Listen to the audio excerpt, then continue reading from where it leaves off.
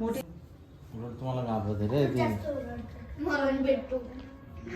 चलो तिचं नाव काय तिने चांगलं ठेवलं. काय ठेवलं? ए नाव सांगा बस तिचं नाव सांग. नाव सांगा ए नाव सांगा काय ठेवायचं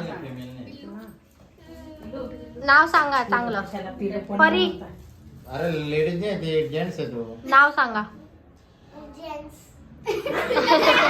लड़के का नाम बोलो, लड़के का नाम. तेरे स्कूल में कौन लड़का अच्छा है? मला आवडलं अथर्व.